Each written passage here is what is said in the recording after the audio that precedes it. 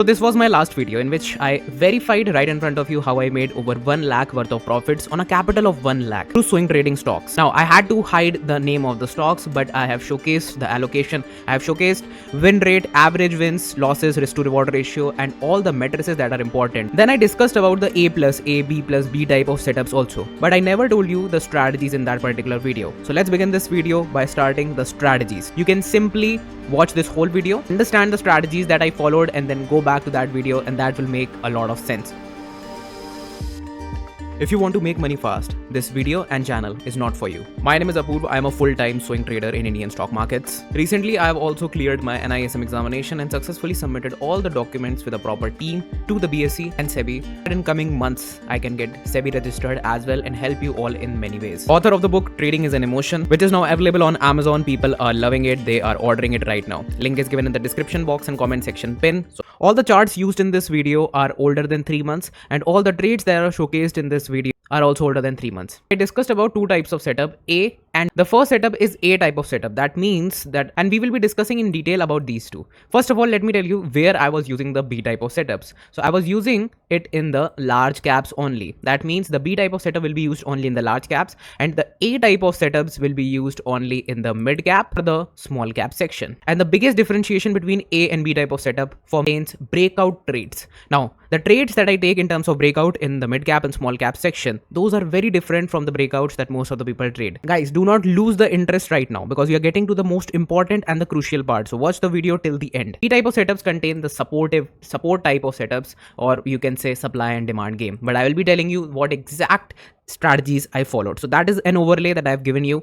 I hope all this information that I am providing you for free is helping you. Make sure you have liked this video for that. B type of setup means supportive setups, large caps only, trend line supports and candlestick pattern. That's it. So when I'm saying that I'm using a B type of setup, that means automatically my allocation in these type of trades will be less. Okay, these are swing trades. The allocation will be less. Now let's apply all this information on the charts. Talking about an old chart here, first of all. So this is the monthly time frame. Now right here, if I can create a trend line like that in that manner, and this is a large cap chart on a monthly time frame. Now I have switched my chart to the weekly time frame. The line that I made on the monthly time frame is looking something like this on the weekly time frame as well. Now you can see on the weekly time frame, it is taking support. Whenever it is breaking and coming back up, there is a move. It is taking support, movement. It is taking support, movement. But whenever it is breaking down, again the same theory I was applying, that on the monthly time frame, again it is closing above it. So I can take a trade here and keep a risk below this area, taking a trade for at least 1:2. That was my initial plan. Right there, it is a 12 to 13% stop loss that is coming out, and almost 1:1.7 is what I am trying to achieve here. So now you can count this 1, 2, 3, 4, 5, 6, 7, 8, 9, 10. So a total of 10 weeks in order to capture this 20% momentum, but a really great and nice trade. It never went to draw down. All the important things that I write down after watching this movement or during the process is that the trade went to the drawdown or not, how much drawdown, what was the risk reward ratio. I'm going to put my stop loss below the candle, or I'm going to do the break even. Exited the stock at almost 1:2 here, capturing 23% momentum. Now this is the exact method I used in many other stocks as well. Let me show you another large cap stock was moving like anything, a strong momentum and then a solid retracement in the markets. Watching this solid candle, they do not participate in it, or maybe they are scared of entering the trade. But try to understand that whenever the market is in an uptrend and gives you a red candle, a major one, that will only be a bearish candle if it continues to fall down and create a solid Marubozu closing. That means full body closing, full body is red. But if the body is coming with some kind of wick here, that means that it is taking support. And here again, the same thing. On a monthly time frame chart, I have created the trend line, and on the weekly time frame, you can see how the market is sustaining above these levels. Candlestick pattern right here is not that great. So I was waiting for the markets to close above this area. Soon the market closed above this particular area. That was my entry, keeping a stop loss just around this area for 10% and planning a trade for 1:1.6. Now, as you can also see in my previous video, I have showcased that most of the trades were 1:1.7 or 1:1.2 risk, and my biggest winners were if 40%. So biggest loser was around 14 to 20%. That risk to reward ratio and the biggest winner to biggest loser ratio is also matching out. Again, see a beautiful trade entry done here. So again, this is also an old chart and this is a weekly time frame. So simple strategy on the large caps that I'm using: monthly time frame, waiting for the retracement candle on the monthly time frame for the trend line, let the stock fall, and on the weekly time frame, when there is a good candlestick consolidation or a candlestick pattern right there, Marubozu candle, then I'm going long, keeping a small stop loss for the monthly time frame support and going for at least 1:1.5 to 1:2 risk reward ratio. How to manage the trade? Once the trade hits the 1:1 mark, for example, this was the week when it was hitting the 1:1 mark, I can keep a stop loss below the candle. That means now I am not risking that much because I was in the trade for a really long period of time. That's how you manage a trade. Or maybe I'm going to go break even so that even after this much momentum that I'm seeing in the markets, I'm not losing anything. So now I can let the trade run for more or book some of the profits here, or if it comes down sharply, I am well protected for my trade. Let's talk about some of the mid cap and small cap breakouts that I traded through this period. A type of setups. That means that the allocation in these will be higher. These will be small cap / mid cap type of stocks. Momentum breakouts is what I'm actually focused on. But I use a concept that is known as hidden trend lines. I use multiple concepts and confluences to enter the trade. Now, the type of momentum breakouts that most of the people are trading out there is a higher time frame or a smaller time frame breakout like this. The market is consolidating or creating an ascending triangle pattern and you are trading those breakouts. These type of breakouts have higher failure rate. Now, what type of breakouts are the best? The best breakouts are the ones which are trading at the demand area. So I'm not using the trend line method here. Trading at the demand area and then getting a counter trend line breakout around that area gives you a much better chance, a much better risk to reward ratio, because then you can plan your trade at this area. If it falls back towards the demand, that means the demand has been hit multiple times and it can break down now. If it starts moving towards the upside, the demand is again taking a demand which is of higher probability.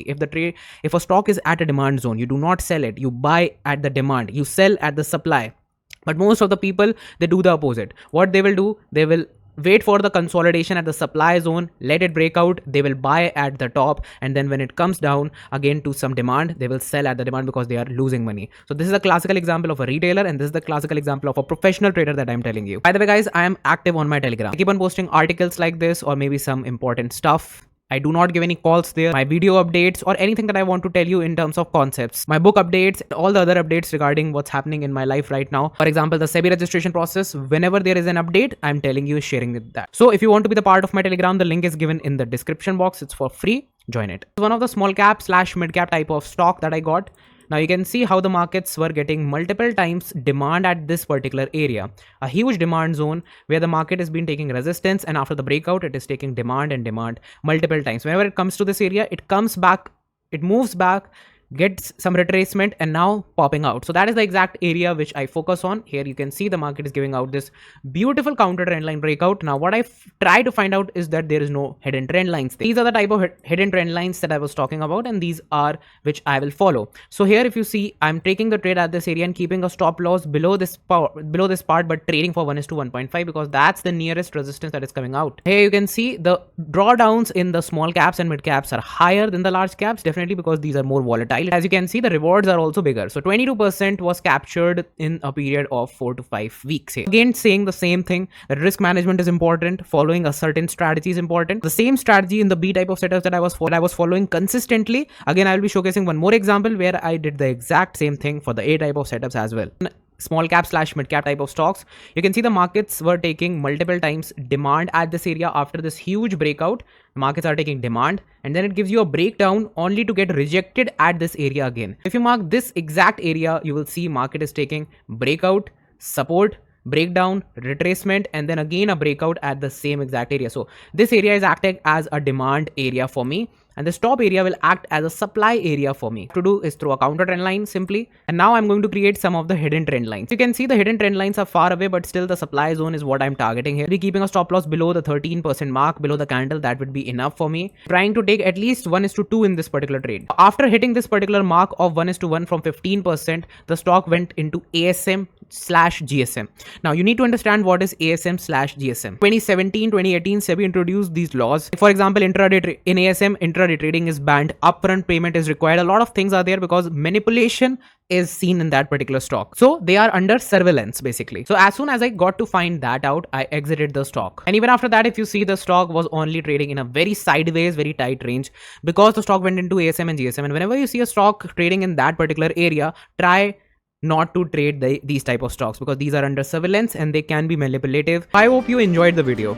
A simple strategy followed in the large caps and a simple strategy followed in the small cap and mid cap section was able to give me good returns. But it is more about the psychology behind the trading. Was I consistent? Was I patient with the setups? I was sitting in the setups and I was waiting for the setups to get activated in the first place.